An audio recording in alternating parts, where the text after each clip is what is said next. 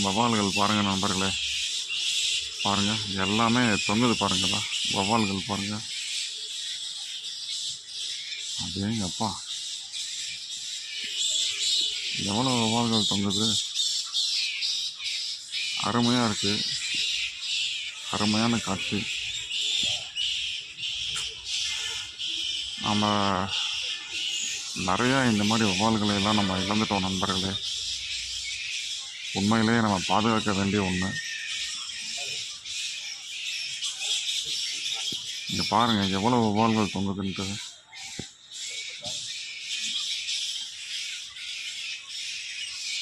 இந்த ஒரு மரம் எவ்வளோ வவ்வால்களுக்கு அடைக்கலம் கொடுத்துருக்குன்னு பாருங்களேன்.